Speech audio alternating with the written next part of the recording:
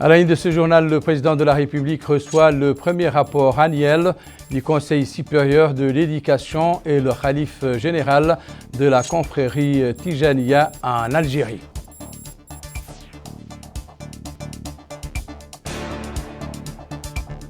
Le patronat organise une conférence débat sur le rôle du secteur privé dans le développement du pays.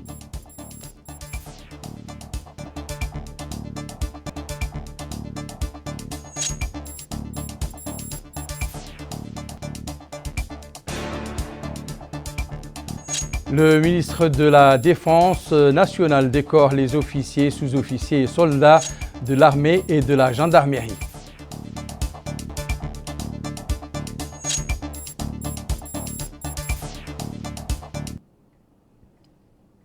Mesdames, Messieurs, bonsoir et bienvenue à cette édition du journal. Je vous le disais dans les titres, le premier rapport annuel du Conseil supérieur de l'éducation est désormais entre les mains du président de la République, Mohamed Ould Cheikh Al Ghazouani. Il lui a été remis ce jour par le président du Conseil supérieur de l'éducation, Brahim Val Ould Mohamed Lemine. Ce dernier a décliné les caractéristiques du rapport au sortir de l'audience. Je vous propose de suivre la traduction de sa déclaration avec Yaqi Aoufa. Le président du Conseil supérieur de l'éducation a déclaré au terme de l'audience avoir présenté au président de la République le premier rapport du Conseil sur l'état du système éducatif national au titre de l'année scolaire et académique 2022-2023. Conformément aux stipulations de l'article 9 du décret 2022-073 du 23 mai 2022 portant création du Conseil supérieur de l'éducation. Et d'ajouter, je cite, la présentation de ce rapport coïncide avec une période riche en réalisations marquée par les célébrations commémorant la 63e anniversaire de la fête de l'indépendance nationale, des réalisations qui partent d'elles-mêmes au cours du premier mandat du président de la République, M. Mohamed Ould Cheikh Al Ghazouani. Au cours de cette rencontre, le président a souligné que la réforme de l'éducation est un choix stratégique pour faire progresser notre système éducatif et former des générations capables de relever les défis du développement. Il s'agit d'une réforme qui permet à tous les Mauritaniens d'accéder au service d'une éducation de qualité à même d'éradiquer les différences sociales et renforcer la loyauté à la patrie. L'adhésion aux constantes religieuses et culturelles à l'image de l'école républicaine. Le président a donné des directives pour suivre l'action des différents secteurs concernés afin que le Conseil puisse mener à bien sa mission. En ce qui concerne la coordination, l'orientation, le suivi, la concertation et l'évaluation. Le président de la République a exhorté le Conseil à s'ouvrir à tous les secteurs concernés par l'éducation, à développer des partenariats techniques et à capitaliser les expériences d'organismes similaires dans d'autres pays pour construire et renforcer les capacités du Conseil. Dans sa première édition, ce rapport offre l'opportunité de faire le point sur la réalité du système éducatif en général, d'en suivre les réussites et les échecs, proposant des recommandations susceptibles d'accélérer le rythme de mise en œuvre de la réforme. Le rapport se caractérise également par la richesse et la diversité de ses informations et de ses sources en raison de l'approche holistique adoptée dans son élaboration. Une approche qui a combiné l'exploitation des données de différents secteurs avec les résultats des visites sur le terrain. Des atouts auxquels s'ajoute l'expérience et l'expertise de membres du Conseil en matière d'éducation. Outre le cadre économique, social et démographique du pays, le rapport passe en revue les composantes du système éducatif, telles que l'éducation autochtone, l'éducation préscolaire, l'éducation de base, l'enseignement secondaire, la formation technique et professionnelle, l'enseignement supérieur et la recherche scientifique, l'alphabétisation et l'éducation non classée, l'éducation spéciale. À cela s'ajoutent aussi les questions liées au programme d'études et à la politique des manuels scolaires, aux ressources humaines, à l'enseignement des langues nationales et étrangères, à la gouvernance et à la gestion du système éducatif, à l'égalité des sexes et à la lutte contre l'exclusion, à la consolidation de l'unité nationale, au financement et au partenariat et à l'évaluation de la situation des enseignants. Enfin, le rapport s'achève sur un ensemble de recommandations générales et une matrice de recommandations spécifiques pour tous les composants du système, constituant une feuille de route pour le suivi avant la préparation du rapport de l'année prochaine. Je saisis cette opportunité pour adresser mes sincères remerciements et ma gratitude au président de la République et pour réaffirmer notre volonté au sein du Conseil de mettre en œuvre ces directives. Je félicite tous ceux qui ont contribué à l'élaboration de ce rapport, en particulier le département chargé du système éducatif et les membres du Conseil supérieur de l'éducation. Rappelant dans le même contexte que les mécanismes appropriés pour donner suite aux recommandations du rapport feront l'objet d'une concertation constante avec les différents acteurs appliqués.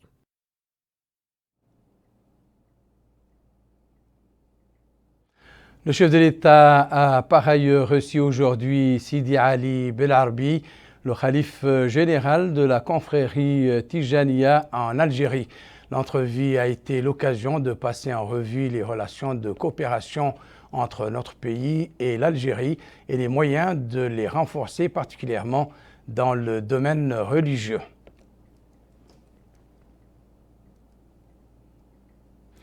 Le rôle du secteur privé mauritanien dans le développement économique et social du pays, c'est le thème d'une conférence débat organisée hier soir à l'Académie diplomatique à l'occasion d'un buffet.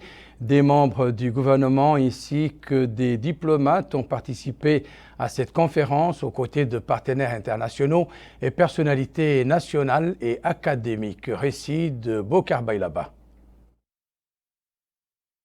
Le secteur privé joue un rôle prépondérant dans l'économie nationale. Il constitue l'une des principales sources de création de richesses en jouant un rôle crucial à travers l'entrepreneuriat et l'investissement pour le développement comme moteur de la croissance économique et dans la création d'emplois.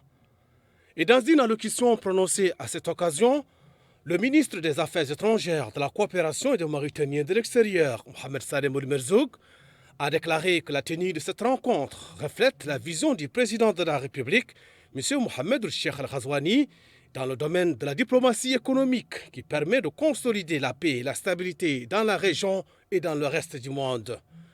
Il a indiqué que les indicateurs économiques du pays montrent une reprise économique croissante depuis 2022 et cette reprise devrait se poursuivre au cours de l'année en cours à 5%. Et cela exprime le travail acharné accompli par le gouvernement mauritanien. Il a exprimé l'espoir que cette rencontre soit une opportunité de coopération et d'établissement de partenariat entre les acteurs économiques et leurs homologues d'autres pays. La rencontre a également donné lieu à une série d'interventions de plusieurs membres du gouvernement. Le ministre des Finances, Istelmour Mohamed Badi, le ministre du Pétrole, des Mines et de l'Énergie, porte-parole du gouvernement, Nani Woul Shrouqa, le ministre de l'Équipement et des Transports, Mohamed Ali Ould Sidi Mohamed, le ministre de l'Hydraulique et de l'Assainissement, Ismaïl Abdel Fattah, et le ministre de la Pêche et de l'Économie maritime, Mokhtar Al-Hussein Oulam, tous ont mis l'accent dans leurs interventions l'importance du secteur privé dans le développement de la Mauritanie. Le rôle du secteur privé, comme l'ont souligné mes prédécesseurs, est important parce que c'est lui qui peut créer la richesse. C'est lui qui peut drainer une certaine dose de croissance. Et à ce niveau, je pense que la collaboration entre le secteur privé et le secteur public est importante.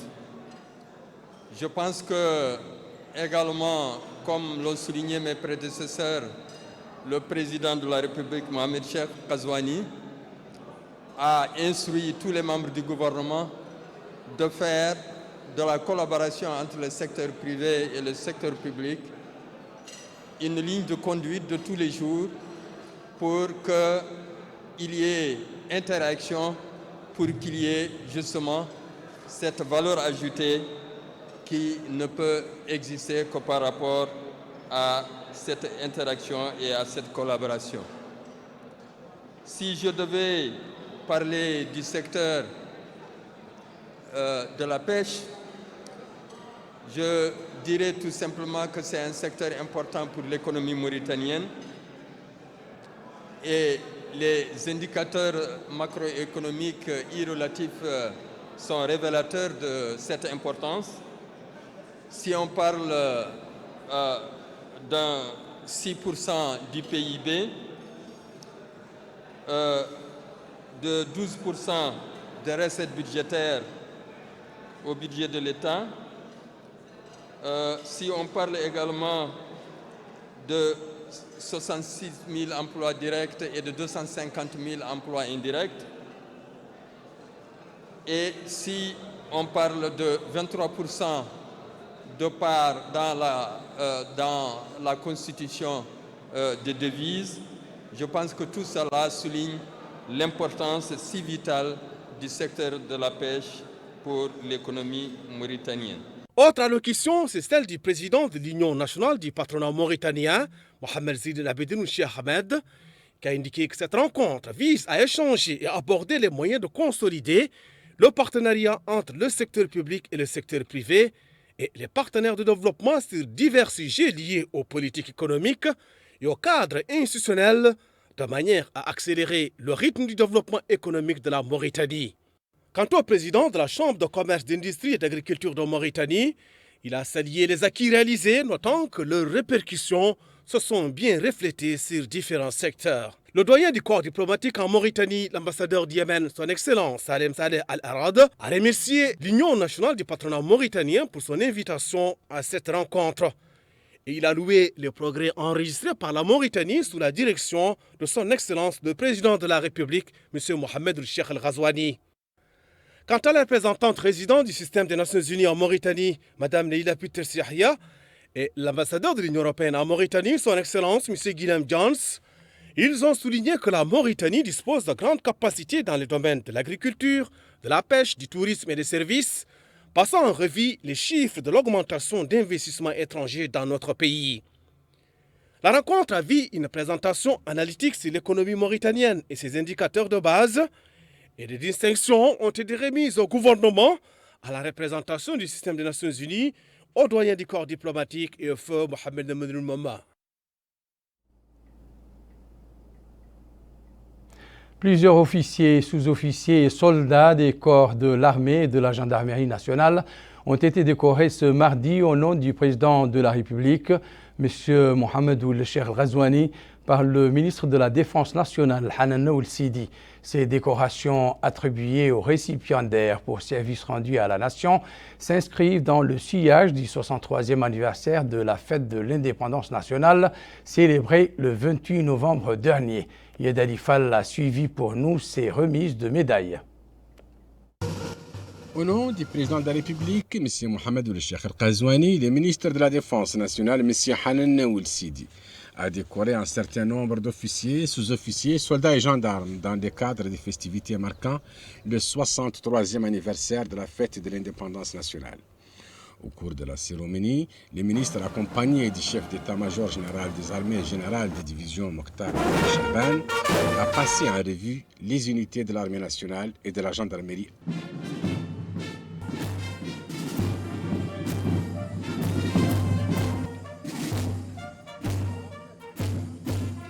Avant d'assister à une cérémonie de l'Union nationale.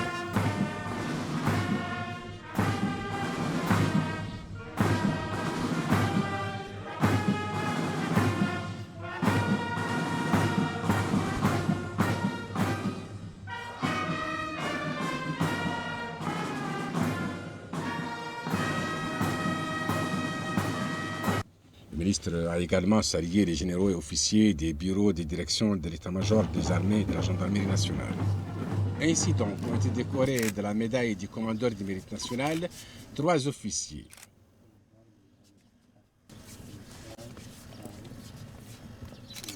Huit officiers ont également été décorés de la médaille d'officier du mérite national.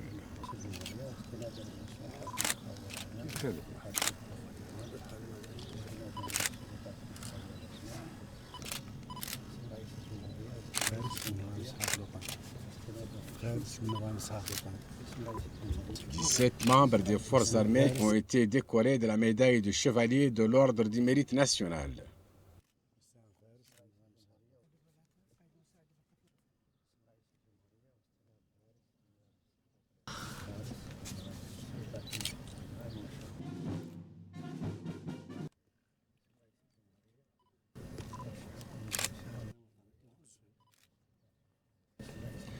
été également décorés de la médaille de reconnaissance de la nation 23 membres des forces armées de sécurité. 23 autres membres des forces armées de sécurité ont été décorés par le ministre de la Défense au nom du président de la République de la médaille d'honneur première classe. 15 membres des forces armées de sécurité ont également été décorés de la médaille d'honneur deuxième classe. 40 autres membres des forces armées et de sécurité ont été décorés par le ministre de la Défense au nom du président de la République de la médaille d'honneur troisième classe.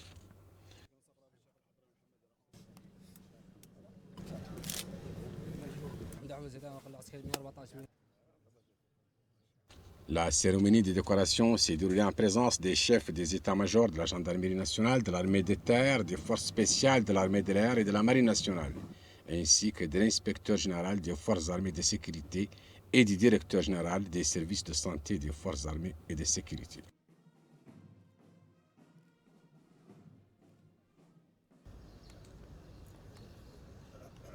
Le ministre des Affaires islamiques et de l'enseignement originel Dahoul Sid Amar Talib a lui aussi, au nom du président de la République, décoré de la médaille de chevalier du mérite national Jamal Mohamed Yahya Cheikh Ahmed, conseiller technique, Mohamed Tariullah Talib Jiddou Oul Sidi Jekani, directeur général des Mahadra, et Jiyid Oul Sidi Mohamed Manna, et de la médaille de reconnaissance nationale Ahmed Oulboun Ahmed, directeur régional des affaires islamiques et de l'enseignement originel à Nouakchott-Ouest, Ahmedou Cheikh El-Hadi, directeur régional des affaires islamiques et de l'enseignement originel à Dakhlet Nouadhibou, Mohamed Lemine Cheikh Ahmed, directeur de l'orientation islamique, et Khadija Mahmoud Sarir, directrice adjointe des Mahadra de la médaille d'honneur première classe, Mohamed Yarb Oukesh, chef de section à la direction du pèlerinage et de la Umrah, et enfin de la médaille d'honneur deuxième classe, Mokhtar Mhaimid, chef section du matériel. L'actualité est marquée également ce jour à Nouakchott par un atelier sur l'application de l'intelligence artificielle sur l'agriculture à miniature sous le thème « Atteindre la sécurité alimentaire ». La rencontre est organisée par l'Agence nationale de la recherche scientifique et de l'innovation en coopération avec plusieurs partenaires au développement et vise à réaliser les objectifs stratégiques de la sécurité alimentaire fixés par notre pays. Plus de détails avec Bokar Bailaba. L'intelligence artificielle est en vogue et dans le domaine de l'agriculture, elle contribue à améliorer le quotidien de l'agriculteur en utilisant ces données. L'intelligence artificielle s'avère donc une solution intéressante face aux enjeux de l'agriculture. L'objet de cette rencontre, dont la thématique recoupe en tous les axes du programme de son Excellence le Président de la République, M. Mohamed Ousseir El Ghazouani, relatif à l'émergence d'une recherche scientifique développante et, entre autres, de faire un état des lieux des besoins de l'agriculture mauritanienne en solutions innovantes basées sur l'intelligence artificielle, de connaître les expériences réussies dans le domaine et de les introduire en Mauritanie.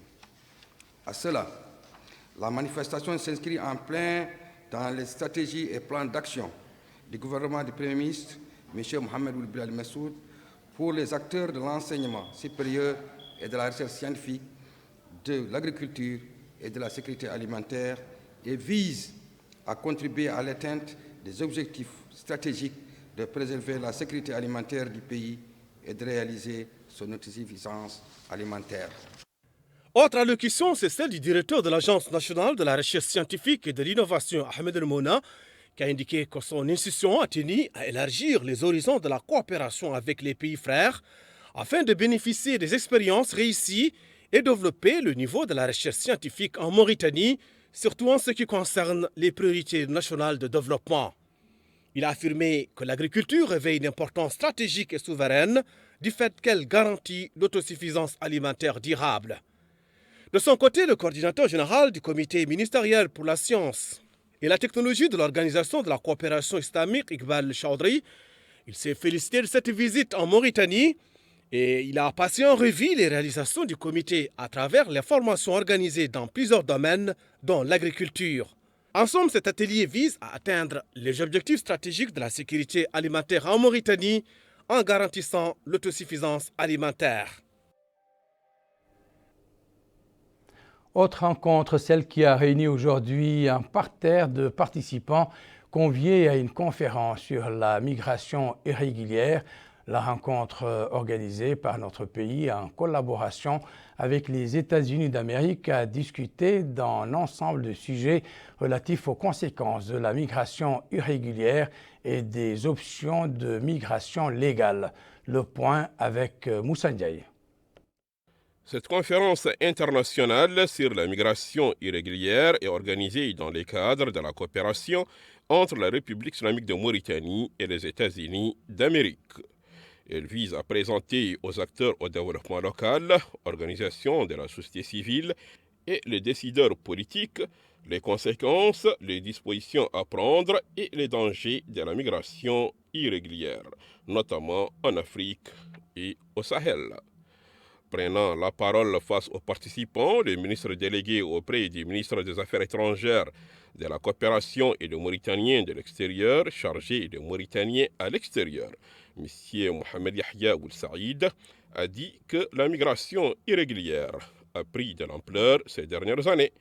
Il a ajouté que cette ampleur s'explique par des crises géopolitiques, sécuritaires et autres liées aux situations internes de certains pays, notamment sur le plan économique et social. L'ambassadrice des États-Unis d'Amérique en Mauritanie, son Excellence Madame Cynthia Christ, a mis l'accent sur la nécessité de créer des conditions favorables pour soutenir le développement de la jeunesse mauritanienne.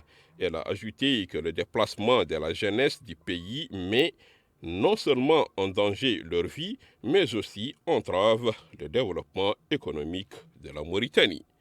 Quant au président de l'organisation mauritanienne de la lutte contre la migration négative, M. Ba Ouel Amar a souligné que cette conférence internationale vise à relever les défis, notamment urgents, qui, ajoute-t-il, affectent notre société, à savoir la migration illégale de la jeunesse mauritanienne vers les États-Unis d'Amérique.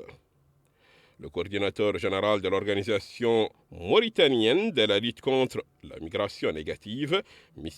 Mena Lemine Hussein, a présenté la situation générale des émigrés mauritaniens aux États-Unis et les conditions difficiles que rencontrent certains.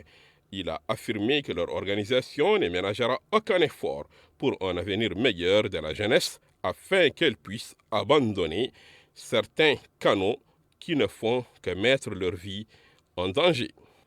Au programme de la cérémonie de lancement officiel de la conférence internationale sur la migration illégale, les participants ont suivi un film documentaire de Mme Azra Zeya du ministère des Affaires étrangères américain.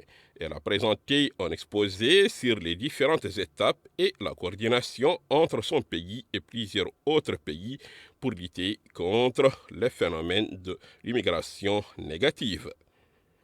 Des sketchs étaient aussi au programme de cette conférence internationale de Nouakchott pour dénoncer l'enveloppe financière de la migration illégale, ses dangers et ses répercussions sur l'avenir des jeunes et des femmes. La coopération était également au menu de la séance de travail qui a réuni autour d'une même table le délégué général à la solidarité nationale et à la lutte contre l'exclusion, Hamoud Ould Mohamed, avec une délégation de l'Agence française de développement conduite par Mme Pascale Leroy, responsable de l'équipe du projet de protection sociale à l'Agence française de développement. Les deux parties ont discuté des possibilités de coopération entre les deux institutions, en particulier dans le domaine de la protection sociale. Des représentants des pays membres du comité mixte permanent de lutte contre les effets de la sécheresse au Sahel sont en conclave à Nouakchott pour faire l'évaluation de la mise en œuvre du projet sur la séquestration du carbone et les émissions de gaz à effet de serre dans les systèmes agricoles, pastoraux et forestiers. La réunion convoquée par le ministère de l'Agriculture en coopération avec le SILS est l'occasion d'échanger avec les partenaires des autres pays du Sahel sur le thème principal du projet. Récit de Maïmouna Lo. Quatrième édition de la réunion annuelle du projet CASEX, dont l'objectif global est de faire le point sur l'état de mise en œuvre du projet à la date du 31 décembre 2023, ainsi d'échanger avec les partenaires des autres pays sahéliens du SULS, comité permanent inter-État de lutte contre la sécheresse dans le Sahel, notamment le Mali, la Mauritanie et le Tchad, autour de la thématique centrale du projet, qui vise à améliorer l'évaluation du bilan carbone des écosystèmes agro-silvopastoraux sahéliens afin de mieux quantifier leurs impacts sur le changement climatique pour l'élaboration des politiques d'élevage adaptées au Sahel. Dans son allocution, le secrétaire général du ministère de l'Agriculture, Ahmed Salem Boularbi, a indiqué que la recherche permanente par notre pays des moyens les plus efficaces et les plus rapides pour préserver l'environnement constitue l'un des principaux piliers de l'approche adoptée dans la mise en œuvre des programmes gouvernementaux. La mise en œuvre d'une telle politique intervient en application des exigences, des objectifs annoncés dans le programme Ta'ahoudati de son Excellence le Président de la République, M. Mohamed Ould-Cheikh Ghazouani. De son côté, le conseiller technique du ministre de l'Agriculture, chargé du SILS, Mohamed Ould-Ahmed Bennen, a au nom du secrétaire exécutif du SILS souligné qu'il est important de capitaliser les résultats obtenus. L'essentiel, c'est de pouvoir capitaliser les principaux résultats obtenus par ce projet parce que ces résultats vont permettre de savoir exactement quel est le niveau d'émissions de gaz à effet de serre du système pastoral, du système d'élevage transhumant et ses implications et ses conséquences sur l'environnement. Le coordinateur du projet sur la séquestration du carbone et les émissions de gaz à effet de serre des écosystèmes agro-silvopastoraux dans les pays sahéliens du SULS, Ladi Traoré, déclare que cette réunion annuelle revêt d'une importance particulière. Cette réunion annuelle revêt une importance particulière car elle offre l'opportunité de réfléchir sur nos progrès jusqu'à présent menés, d'échanger sur nos défis et nos réussites et de tracer la voie à suivre pour l'avenir, pour les années à venir. Nos discussions vont être axées sur la mise en œuvre des activités restantes ou prévues. La stratégie de diffusion des résultats et les perspectives futures seront cruciales pour l'après-projet. Il nous faudra réfléchir sur la mise en place d'un projet qui devra continuer et étendre la réflexion à d'autres régions, à d'autres parties de notre région.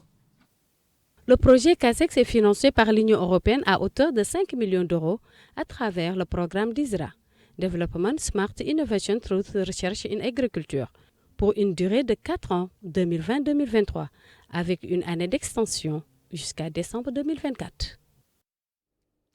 À présent, le rappel des principaux titres de cette édition.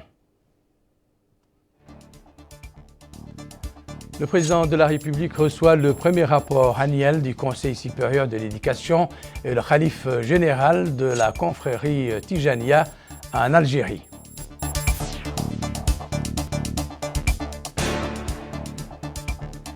Le patronat organise une conférence débat sur le rôle du secteur privé dans le développement du pays.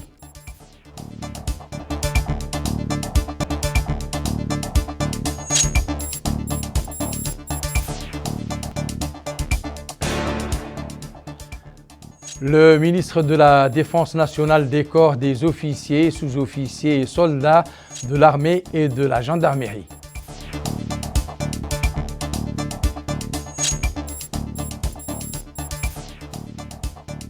C'est la fin de cette édition. Merci pour votre attention. Excellent moment avec le reste des programmes d'El Mauritania. Au revoir.